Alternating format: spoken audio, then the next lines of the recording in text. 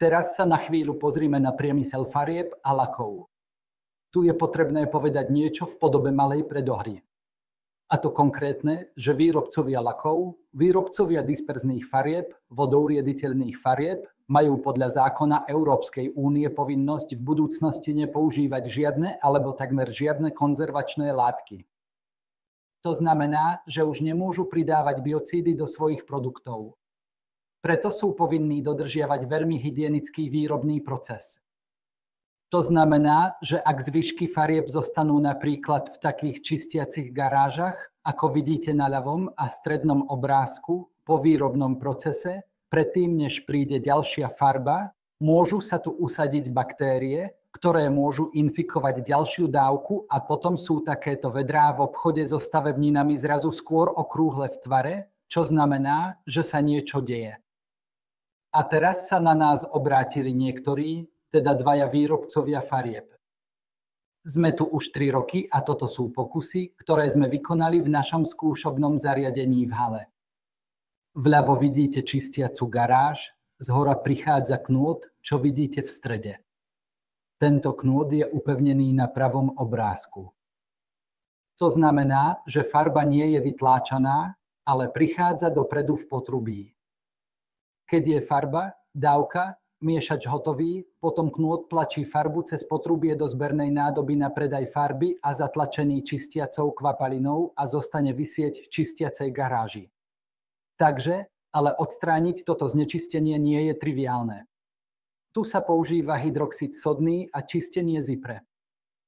Vykonali sme pokusy a tu sú obrázky pred a po, jednoducho s možno 1012 komplexnými impulzmi a mali sme takéto čisté podmienky. Treba si možno všímať aj také malé tiene ako za knôtom. Ale to priniesli aj ďalšie pokusy vo forme úprav receptúr a chuť do jedla zvyčajne prichádza aj pri jedení. Zadávatelia sa pýtali, ako je to možné, keď prejdeme cez garáže, prejdeme aj cez čerpadlá. Potom sa od stredivé čerpadlo umiestnilo na vozík, stredný spodný obrázok a zapojilo sa do našej skúšobnej zostavy. Predtým tam bol obrazovka. Potom sme vec starostlivo a dôkladne natreli a potom prekryli čerpadlové kolesá s priehľadným a odolným plexisklom. A keď teraz spustím film, uvidíte najprv len vodu prechádzajúcu zľava doprava cez čerpadlo. Čerpadlo pracuje a vidno, že pigmenty sa tu v budúcnosti budú odstraňovať.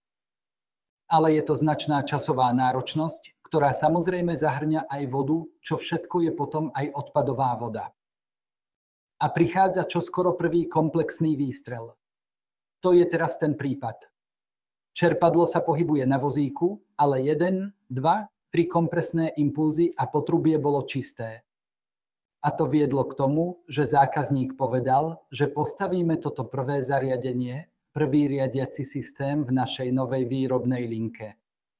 Bolo to blízko Magdeburgu u veľkého výrobcu farieb. 6 v líniách, 70 úsekov. A tie sa komprimujú.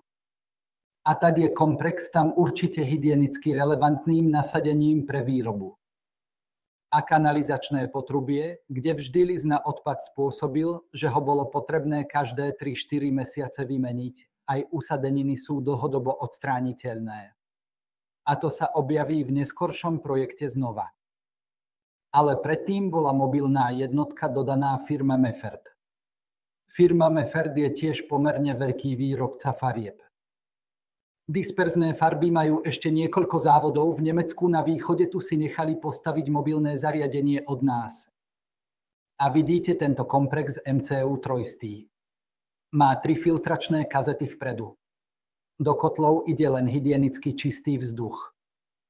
Je tiež jednosmerná a čistia produktové potrubia, čistiace potrubia, čerpadlá a rozdeľovacie stromy. Je teraz v prevádzke už rok. A na obrázku dole vidíte aj obevodiace koľajnice pre prevádzku vysokozdvižného vozíka. Tento stroj sa momentálne presúva z jedného závodu do druhého, aby propagoval hygienické čistiace procesy a následne integroval ďalšie zariadenia.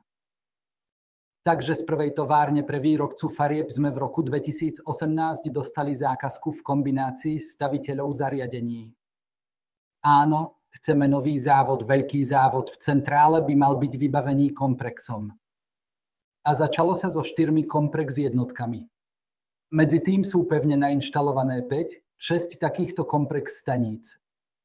Na hornom obrázku vidíte stredný modul, stojanový modul s ventilovou technikou a riadením. Vpravo vidíte nástenný modul a vľavo ovládanie pre 2 nástenné moduly. A tá vec sa teraz zavádza. A má zabezpečiť hygienickú prevádzku. A máme tu aj programovanie čistenia podľa potreby, pretože je samozrejme potrebné sledovať aj spotrebu vody.